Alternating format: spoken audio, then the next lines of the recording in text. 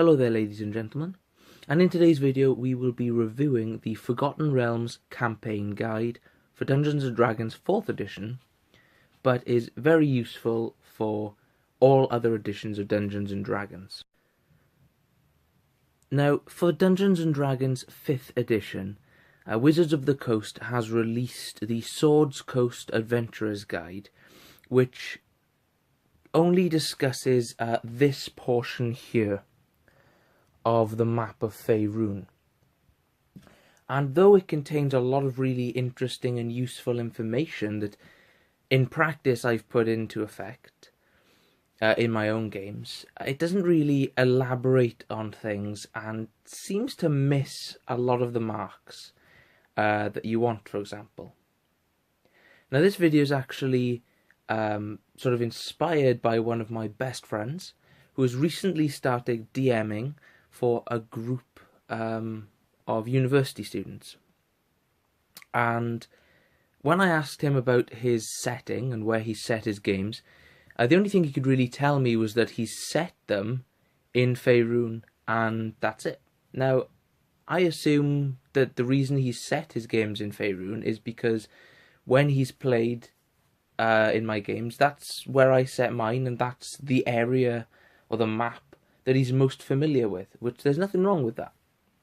But I wanted to discuss the Forgotten Realms campaign guide so that everybody out there has a good review to come back to and has a good source book that they can use to really flesh out their world, because telling your players that they are, this game is set in one world or another is all well and good.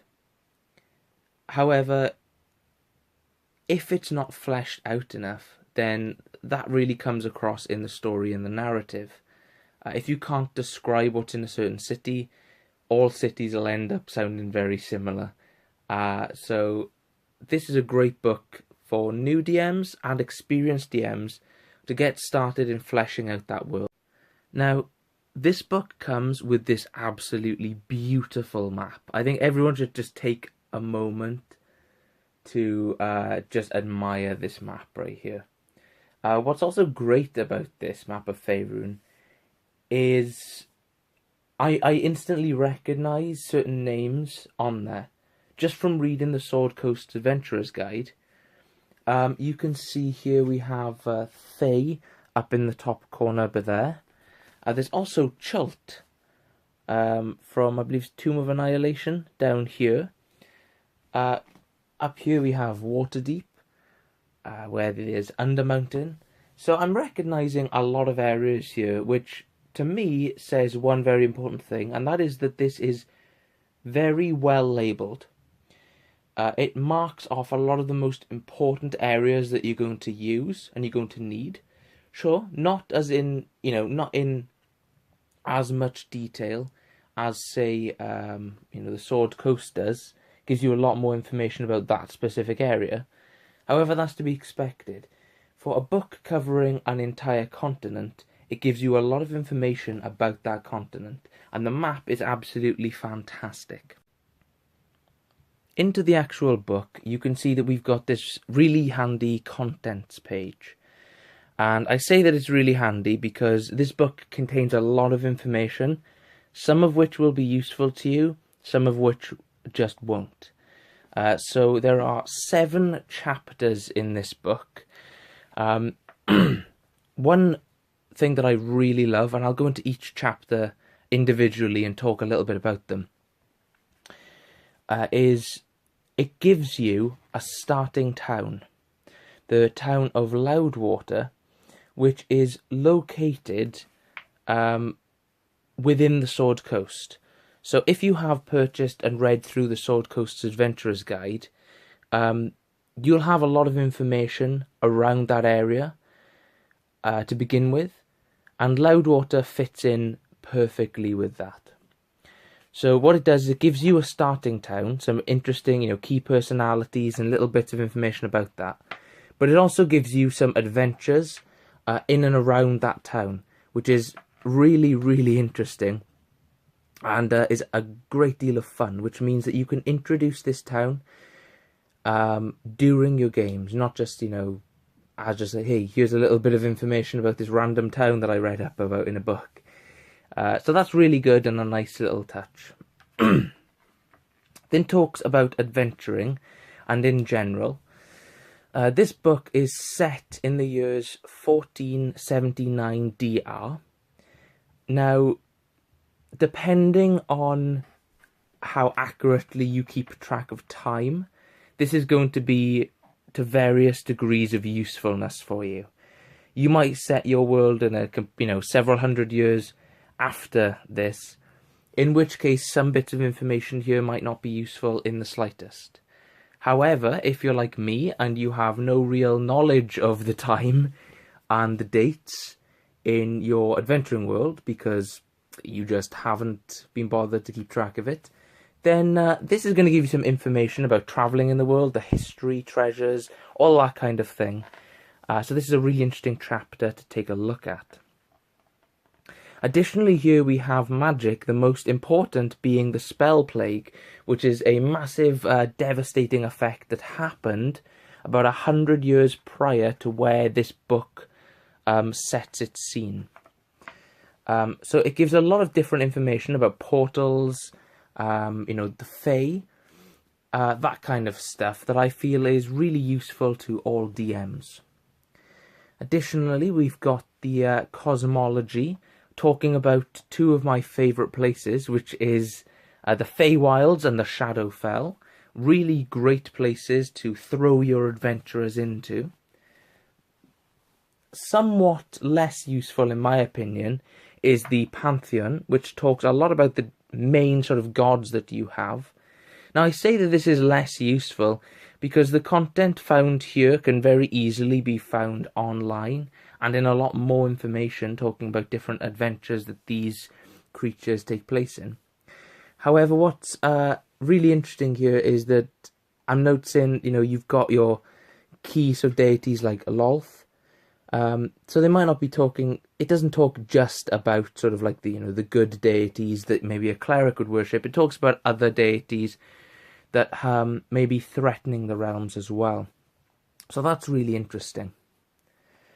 Faerun and Beyond is probably your most useful chapter and makes up, I would say, about 80% of this book.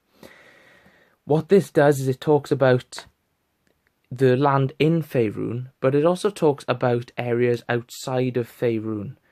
So on different continents, you can see that we've got Waterdeep described here in just one of the corners up there. But it also talks about Chult and other places and gives you enough information that you would feel comfortable introducing myths, or you'd feel comfortable introducing some content into your games about these places. What this entire chapter number 6, allows you to do, in my opinion, is to flesh out your world to a believable level. Maybe you want an adventure, maybe you want to run the 5th edition adventure in Chult, right? I can't remember the name of it now, it's completely slipped my mind. But if you did, then it gives you a lot of background here on Chult and little things that you might want to throw in. Maybe you hear different people talking in the street about the myths and things like that take place there. And as a result, it gives you little snippets of information, which I think is really useful. Same with areas like the Underdark, right? It talks about the Underdark and those areas in a way that I think can easily be incorporated into your game. And the last chapter on this list, because I know this has been quite a long sort of segment here, is Threats. Now, personally, guys, I think this is probably the most important chapter. And the reason being is because what this does is it allows you it tells you all about the threats of a certain area and how they're threatening the land of Faerun. But it also gives you ideas on how these things can be avoided, what the plans are, and basically it just gives you content, like actual playable content you can take and dot around your game. You know that the Drow are a threat and the Cult of the Dragons are a threat. Well, maybe you can make adventures about those, right? Or you know that the Order of Blue Fire, whatever they are, you can read that up and you can know, right, okay, well, I want to incorporate that into my game by doing X, Y, and Z. And you know that all of this is very lore-friendly. You don't need to make up a random enemy or villain. You can just sort of read this and get a good idea of content that you can throw into your adventures. So Chapter 1 talks about the city of Loudwater, and is quite honestly one of my favourite chapters.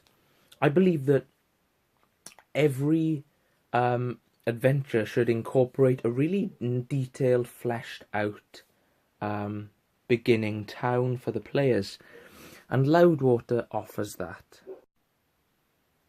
Now, one of the reasons why I like the town of Loudwater so much is because it's small and compact, but also contains enough adventure for players to feel invested in it.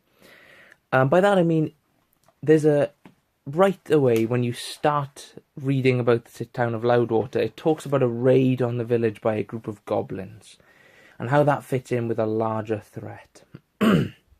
Now, if you've played through the Red Box adventure for 4th edition Dungeons and Dragons, which I've done a review on, then you can see that this can easily be incorporated into that whole event.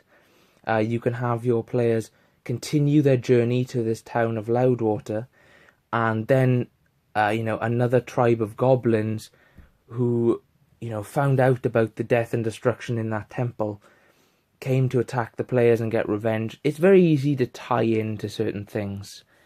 However, you don't have to. What's great about this is it's all optional, and it gives you a really great amount of information about the town of Loudwater without need for adventure. You can see you've got a nice map here of Loudwater. You can see it's not a very large place, but it contains enough for new players to sort of get to grips with, interactions and role-playing here. As we continue through, you can see it gives more descriptions. And one thing I really like is it includes key personalities within Loudwater, and I always find this to be very useful because these people can inspire stories and campaign hooks for you. And they can offer a really fun and dynamic role-playing element to the game that I feel like 4th edition missed, but can really be used to its fullest in 5th edition. Continuing through, there's actually a whole chapter dedicated to the Loudwater adventures. Barrow of the Ogre King. I'm not going to talk much about these as I haven't actually had an opportunity to run these specific adventures. But you can see it continues through this whole dungeon. You've got some maps there so that you can draw those out or recreate those for your players. There's one called the Lair of Shadows. So depending on what type of adventure you might be looking for, it definitely offers that. And it goes in to talk about the High Moor here and other adventuring sites that you can use. So guys, this is chapter 2, which essentially talks about the history or a brief overview of the world of the Forgotten Realms campaign setting. Now this is really good if you're just trying to get a feel for what the book is about. Gives you, as you can see, you've actually got what appears to be, adventuring and lore, the creation of the Forgotten Realms, those kind of things that maybe farmers and people like that might, speculate about. But it also gives you an actual timeline that you can follow through, filling out your knowledge of the Forgotten Realms. I think this is really good. What it also does is it talks about some treasures. Now this talks about heroic tier treasures, paragon tier treasures, epic tier treasures, which essentially goes from, levels 1 to 10, levels 10 to 20, and levels 20 to 30. However, those can be just thrown in for 5th edition, and you can incorporate them as you see fit. Gives some interesting sort of rewards. There's mainly the monetary value I find with this. As we continue forwards, it goes on to talk about just, various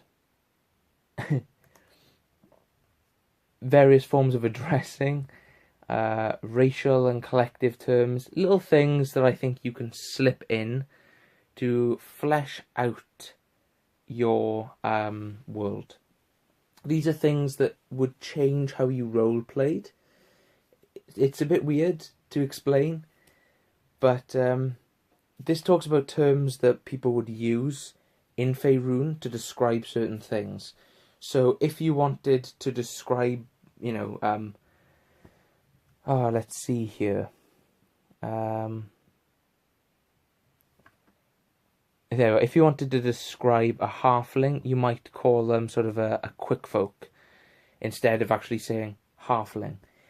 Little things like that just add a little bit more detail to your world, but I really think this entire history section is very optional, depending on the type of campaign you're trying to run. I believe that Chapter 3 probably offers some very great value for players. It talks about the spell plague, which is really important to understand, in my opinion. But it also talks about sort of the fantastical features of magic and how magic works.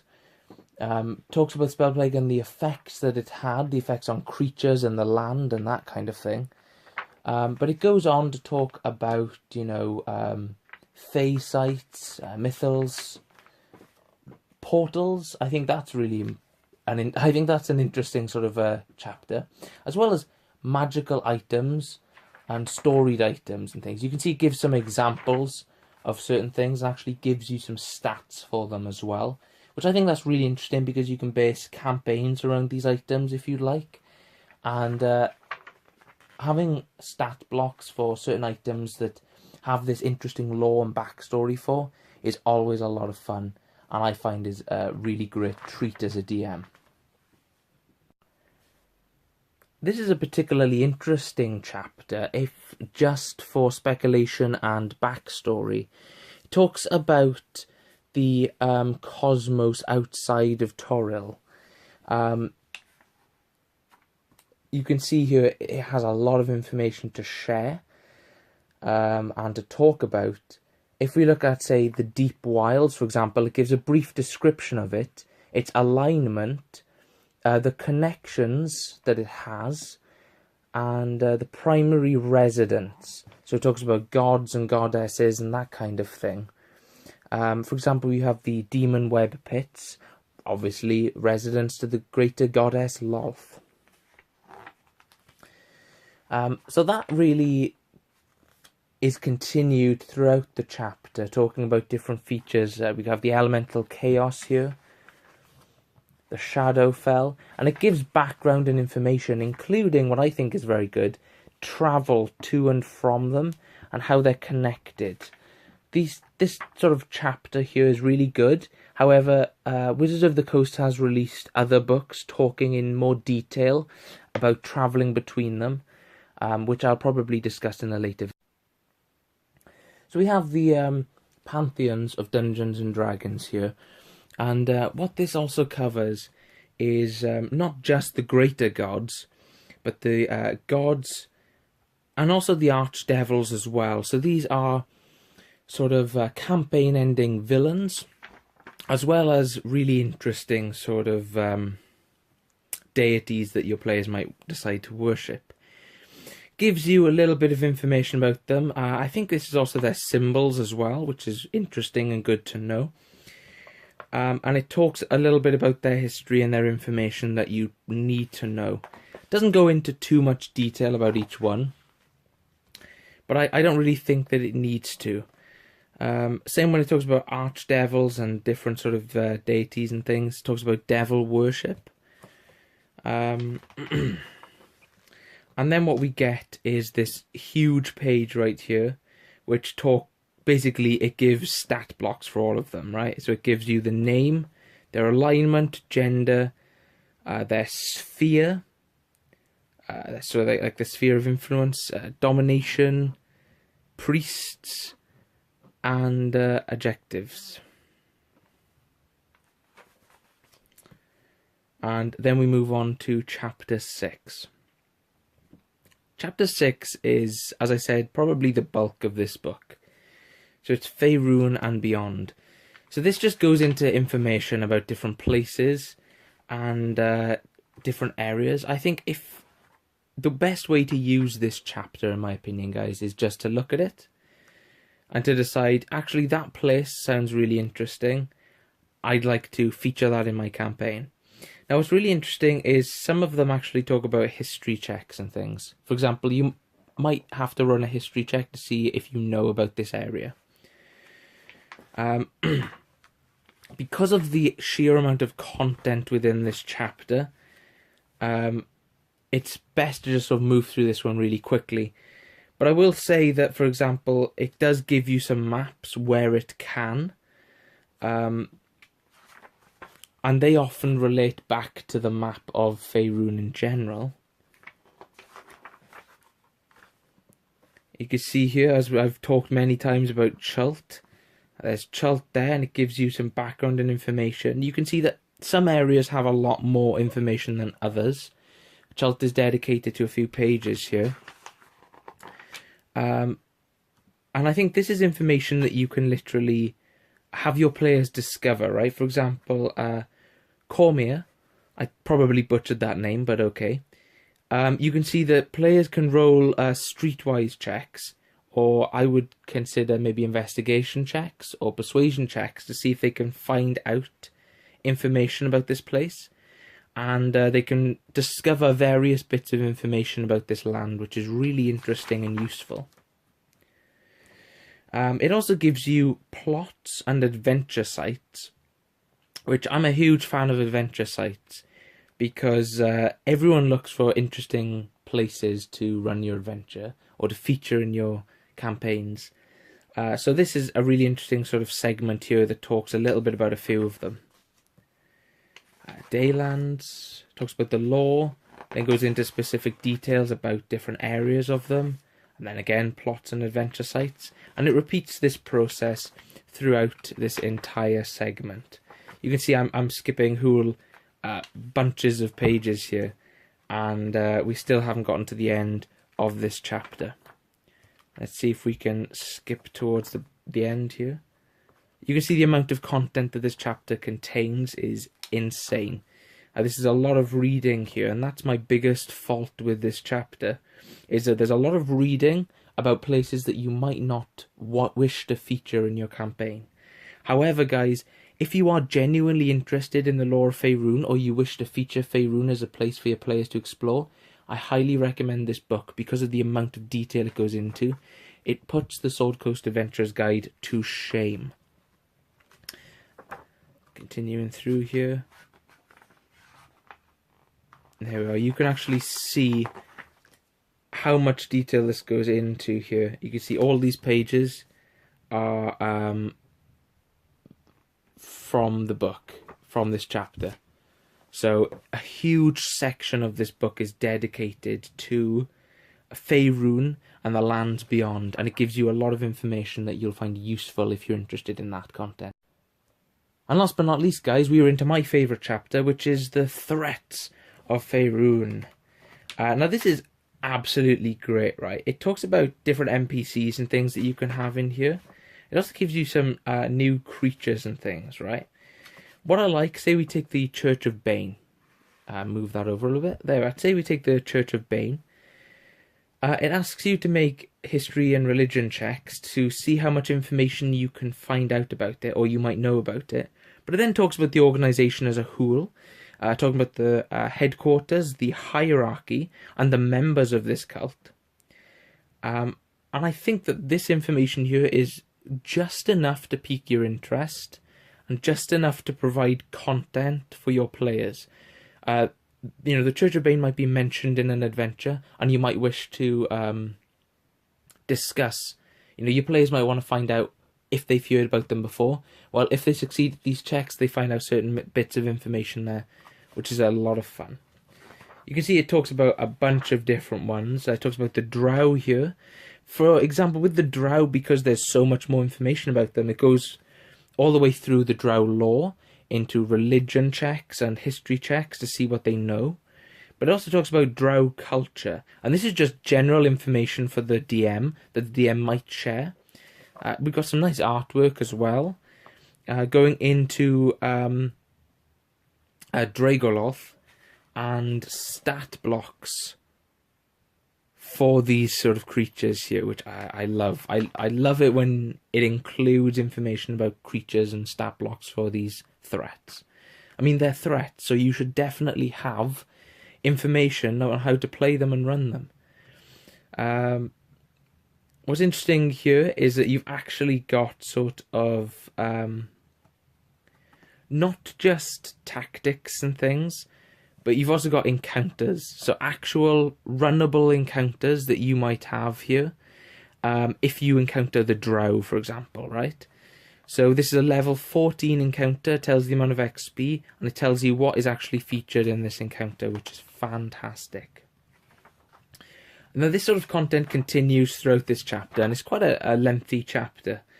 It's not as big as the previous one, but it is definitely a lengthy chapter, guys. If we continue through, you can see it really touches along a variety of different threats to the Forgotten Realms, so that no matter what your sort of campaign, where it's set within the Forgotten Realms, you can definitely feature these. One of my favourite is the Thay. Talks about the lore, talks about interesting information. I cannot pronounce that word to save my life, so I'm not going to try. But it gives you stat blocks for, say, like, you know, dead warriors and certain NPCs and enemies that you might be faced with. And what I really love as well is that it gives you, for these bigger enemies that people might have heard of, it gives you their tactics and their encounters. So you can encounter these at different levels, and it gives you examples of what sort of encounters you might have with them. And this continues all the way through this chapter, guys. This brilliant amount of information that I feel is just enough to pique your interest and give you some interesting content, but not enough to actually invent a campaign for you. It gives you sort of, it inspires you to write your own campaign featuring some of these enemies. And as we continue through, we get to the end there, and it gives you a brief sort of discussion of the new monsters added to this book. It tells you the page numbers on them, the level and their role, and their names. So guys, that ends the book there. And that is a full sort of rundown of this book. So guys, I know this video has been very long and very rambly. However, I did want to go through a very detailed look at this campaign guide. Where you set your campaign is incredibly important, right? The amount of information that you can bring to the table about the world that is before your players it makes the game for some people. As well as that, I think this campaign book goes a step further. It not only gives you a butt ton of information, but what it also does is it gives you settings and encounters to flesh out your world, to make the threats of the realm feel like threats, so that you not only have a detailed map of the entire Faerun, but you also have information filling it. You have threats that sort of threaten the general areas of Faerun. I think all in all, this book is an absolute gem, and I highly recommend, if you're looking for a place to set your adventures in, pick this up. Pick this up before you pick up the Sword Coast Adventurer's Guide, as I feel like that is only a supplement that enhances the experience that you will get from this. This provides a lot of really key information, a lot of useful information, and I hope that you guys have found this video useful. Thank you for watching.